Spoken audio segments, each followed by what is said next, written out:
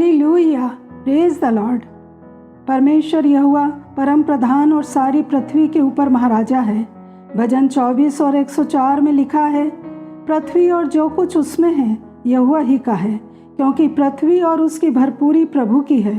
पृथ्वी उसकी संपत्ति से परिपूर्ण है, उसकी दृष्टि ही से पृथ्वी कांप उठती है, उसके छूते ही पहाड़ों से धुआं निकलता है। पृथ्वी और उस पर की सारी चीज़ों को परमेश्वर ने मनुष्य के लिए बनाया है, जैसा कि उत्पत्ति 1:26 से आगे लिखा है। फिर परमेश्वर ने कहा, हम मनुष्य को अपने स्वरूप के अनुसार अपनी समानता में बनाएं, और वे समुद्र की मछलियों और आकाश के पक्षियों और घरेलू पशुओं और सारी पृथ्वी पर रेंगने वाले जंतुओं पर अधिकार रखें। और मनुष्य को आशीष दी और उनसे कहा, फूलो फलो और पृथ्वी में भर जाओ और उसको अपने वश में कर लो। उत्पत्ति 2:15 में लिखा है, तब यहोवा परमेश्वर ने आदम को लेकर अदन की वाटिका में रख दिया कि वह उसमें काम करे और उसकी रक्षा करे। तो मनुष्य परमेश्वर की छवि में बनाया गया है और उसे पृथ्वी पर संरक्षक नियुक्त किया गया है।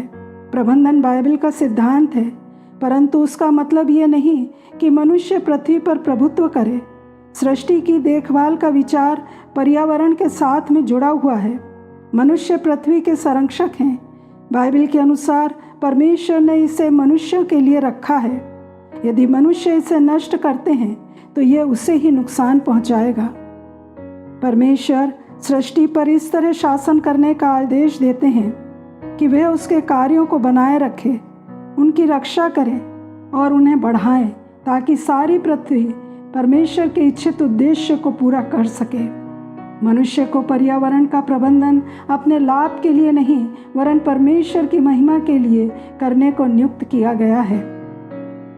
इस उत्तरदायित्व की उपेक्षा करना पाप के रूप में देखा जा सकता है और इससे पर्यावरण विनाश जैसे परिणाम हो सकते हैं, जो परमेश्वर की सृष्टि के विरुद्ध मानवीय कामों के परिणामों के बारे में बाइबल की चेतावनियां हैं। यशाया 23:4-6 के अनुसार, पृथ्वी अपने रहने वालों के कारण अशुद्ध हो गई है, क्योंकि उन्होंने व्यवस्था का उल्लंघन किया और विधि को पलट डाला और सनातन वाचा को तोड़ दिया है।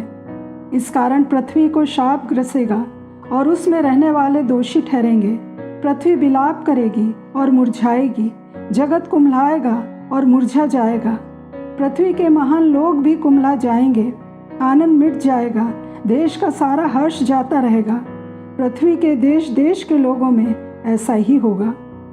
बाइबल की ये चेतावनी है कि जिस भूमि पर तुम हो उसे अशुद्ध मत करो। खून बहाने से भूमि अशुद्ध होती है, और जिस भूमि पर खून बहाया गया है उसके लिए प्रायश्चित नहीं किया जा सकता। प्रकाशित वाक्य 11:18 में लिखा है, वह समय आ पहुंचा है कि पृथ्वी के बिगाड़ने वाले नष्ट किए जाएं। यिर्मयाह 2:7 में यिर्मयाह भविष्यद्वक्ता लोगों को भूमि के लिए डांटते हैं, जो पर्यावरण की उपेक्षा के परिणामों के बारे में चेतावनी के रूप में कार्य करते हैं। वो कहते हैं, और मैं तुमको इस उपजाऊ देश में ले आया कि उसका फल और उत्तम उपज खाओ, परंतु मेरे इस देश में आकर तुमने इसे अशुद्ध किया और मेरे इस भाग को घृणित कर दिया है। ये वचन और चेतावनियाँ पृथ्वी को नष्ट करने वालों के लिए परिणाम होंगे। परमेश्वर ही हैं जो पर्यावरण को नियंत्रित करते हैं और अपनी इच्छा अनुसार इसमें परिवर्तन ला सकते हैं। हम परमेश्वर के स्वरूप और समानता में बनाए गए हैं और हमें पृथ्वी के संरक्षक नियुक्त किया है। इसका मतलब है, जब हम पृथ्वी और एक दूसरे की देखभाल करते हैं तो हम परमेश्वर की स्तुति करते हैं। हम सृष्टिकर्ता परमेश्वर की आराधना और अधिक पूर्ण रूप से कर सकते हैं जब हम उसकी सृष्टि में उसकी महिमा को देखते हैं। परंतु मनुष्य ने पृथ्वी को अशुद्ध और घृणित कर दिया। रोमियो 1:21-23 के अनुसार, इस कारण कि परमेश्वर को जानने पर भी उन्होंने परमेश्वर के योग्य बड़ाई और धन्यवाद न किया, परंतु व्यर्थ विचार करने लगे, यहाँ तक कि उनका निर्बुद्धि मन अंधेरा हो गया। वे अपने आप को बुद्धिमान जताकर मूर्ख बन गए और अविनाशी परमेश्वर की महिमा को नाशवान मनुष्य और पक्षियों और चौपायों और रेंगने वाले जंतुओं की मूरत की समानता में बदल डाला। इसलिए परमेश्वर ने उन्हें नीच कामनाओं के वश में छोड़ दिया। यहाँ तक कि उनकी स्त्रियों ने भी स्वाभाविक व्यवहार को उससे जो स्वभाव के विरुद्ध है बदल डाला। वैसे ही पुरुष भी स्त्रियों के साथ स्वाभाविक व्यवहार छोड़कर आपस में कामातुर होकर जलने लगे, और पुरुषों ने पुरुषों के साथ, स्त्रियों ने स्त्रियों के साथ निर्लज काम करके अपने भ्रम का ठीक फल पाया। सृष्टि के आरंभ में भी परमेश्वर के पुत्रों ने मनुष्य की पुत्रियों को देखा कि वे सुंदर हैं, और उन्होंने जिस जिस को चाहा उनसे विवाह कर लिया, और उनसे जो संतानें उत्पन्न हुईं वो दानव हुईं। उन्होंने सारी पृथ्वी को भ्रष्ट कर दिया। इसलिए परमेश्वर को जल प्रलय के द्वारा पृथ्वी और मनुष्यों को नाश करना पड़ा। आज भी मनुष्यों के पापों के कारण और आधुनिक जीवन शैली के विकास के कारण पृथ्वी अशुद्ध और भ्रष्ट हो गई है। कारपोरेट और आर्थिक ताकतें गर्म होती जलवायु की, भूमि खनन की, पॉल्यूशन की, पेड़ों की कटाई की, केमिकल्स के बिखराव की समस्याओं में योगदान दे रही हैं। पृथ्वी के लिए प्रबंधन स्वर्ग और पृथ्वी का सम्मान करने का एक तरीका है। प्रबंधन एक बाइबल सिद्धांत है। इसका मतलब ये नहीं है कि हमें पृथ्वी पर प्रभुता करनी है या मनमानी करना है। हमें संसाधन दिए हैं, उनका दुरुपयोग कष्टदायी परिणाम को लाएगा। हम पृथ्वी के संरक्षक हैं और केवल यह एक उपहार है। अगर इसे हम नष्ट करते हैं तो ये केवल हमें ही नुकसान पहुंचाएगा। इसलिए हम इसके जिम्मेदार हैं। अगर हम इसे नष्ट करते हैं या समझौता करते हैं तो यह उसके भीतर मौजूद परमेश्वर की पवित्रता या प्रतिबिंब को कम कर देगा। हमारा प्राकृतिक दुनिया का संरक्षक होना हमारे पड़ोसी से प्रेम करने का प्रतिबिंब है। यदि हम उसका दुरुपयोग करने का चुनाव करते हैं या हम ऐसे तरीके से जीने का चुनाव करते हैं, भले ही हमें प्रभावित न करे, लेकिन ये किसी अन्य व्यक्ति को प्रभावित कर रहा है जो हमारे कामों या जीवन शैली के नकारात्मक प्रभावों को भुगतने जा रहे हैं। हम अपने घर का कचरा दूसरों के घर के आगे या पीछे फेंक रहे हैं। तेज आवाज के द्वारा हम अपना आनंद या भक्ति प्रकट कर रहे हैं, परंतु उस साउंड पॉल्यूशन का, गंदगी का, दूषित वातावरण का नकारात्मक प्रभाव दूसरों को भुगतना पड़ता है। परमेश्वर पृथ्वी पर के मौसम, ऋतुओं, जलवायु, पर्यावरण को नियंत्रित करते हैं, जैसा कि उत्पत्ति 8:22 में स्पष्ट किया है।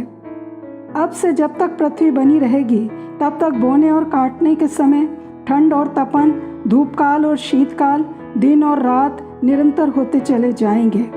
ये वचन बताता है परमेश्वर विनाशकारी मौसम, जलवायु और परिवर्तन की अनुमति नहीं देंगे जो पृथ्वी पर मानव जीवन को परेशान करे, जिसका अर्थ है कि मूल मौसमी पैटर्न अंत समय के नवीनीकरण तक बने रहेंगे। मनुष्य परमेश्वर की इस इच्छा को विफल नहीं कर सकता।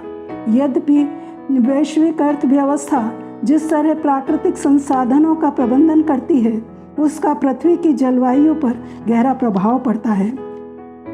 मानवीय गतिविधियां जलवायु प्रणाली प्रक्रियाओं को इस तरह प्रभावित कर रही हैं कि इससे कई मौसम और जलवायु की अवधि में बदलाव आ रहा है, जिसमें अत्यधिक या कम वर्षा और बाढ़, कृषि और जल विज्ञान संबंधी सूखा और जंगलों में आग शामिल है। उसका परिणाम भी मनुष्यों को ही भुगतना पड़ रहा है। आज शायद वो इससे प्रभावित न हो, पर समय आता है कि इसके गंभीर परिणाम उन्हें भी भुगतने होंगे। बाइबल के अनुसार अगर स्वर्ग हमारा घर है तो फिर धरती क्या है? एक अस्थायी आश्रय, एक किराए की संपत्ति जहां हम अपनी अनंत विरासत में आने से पहले अपना समय बिताते हैं। परमेश्वर इस धरती को नाश करना नहीं चाहते, बदलना नहीं चाहते, बल्कि उसे नया बनाना चाहते हैं, और ये नई बनाई गई धरती हमेशा के लिए स्वर्ग के साथ जुड़ी रहेगी। प्रकाशित वाक्य 21 पहला और दूसरे वचन में लिखा है, फिर मैंने नए आकाश और नई पृथ्वी को देखा, क्योंकि पहला आकाश और पहली पृथ्वी जाती रही थी और समुद्र भी ना रहा। फिर मैंने पवित्र नगर नए यरूशलेम को स्वर्ग से परमेश्वर के पास से उतरते देखा। हम नए यरूशलेम को स्वर्ग से उतरते हुए देखते हैं, परमेश्वर का निवास लोगों के बीच में, ना कि यह कि लोगों का निवास परमेश्वर के साथ है। परमेश्वर लोगों के पास नीचे आ रहे हैं और कह रहे हैं, देखो मैं सब कुछ नया कर रहा हूँ। दुनिया के लिए परमेश्वर का अंतिम उद्देश्य स्वर्ग और पृथ्वी को एक के रूप में जोड़ना है, बिल्कुल नया बनाना नहीं है। जैसा कि यशाया 66:22 के अनुसार, क्योंकि जिस प्रकार नया आकाश और नई पृथ्वी जो मैं बनाने पर हूँ मेरे सम्मुख बनी रहेगी, उसी प्रकार तुम्हारा वंश और तुम्हारा नाम भी बना रहेगा। परंतु जिन्होंने मुझसे बलवा किया उनमें पड़े हुए कीड़े कभी न मरेंगे, उनकी आग कभी न बुझेगी और सारे मनुष्यों को उनसे अत्यंत घृणा होगी। तो प्रियो, शुभ समाचार ये है कि बाइबल के मुताबिक पृथ्वी पर जीवन की निरंतरता के लिए परमेश्वर ने वादा किया है। इस वादे के मुताबिक पृथ्वी पर मौसम और जलवायु का चक्र लगातार चलता रहेगा। अंतिम दिनों में भी लोग यही कहेंगे कि सब कुछ वैसा ही चलता आ रहा है जैसा आरंभ से था। मसीह के दूसरे आगमन तक सब कुछ नियमित रूप से चलता रहेगा। बस मनुष्य के लिए आदम के समय से जो उद्देश्य रखा गया है उसी को पूरा करते जाना है कि पृथ्वी पर काम करना है और उसकी देखभाल करना है। पृथ्वी का वायुमंडल और पूरा चक्र परमेश्वर की डिज़ाइन के अनुसार तब तक कार्य करता रहेगा जब तक पृथ्वी बनी रहेगी, और आगे उसकी प्रतिज्ञा के अनुसार हम एक नए आकाश और नई पृथ्वी की आस देखते हैं जिसमें धार्मिकता वास करेगी। प्रभु के इस संदेश के द्वारा हम सब आशीष पाएं, यीशु मसीह के नाम में, आमीन।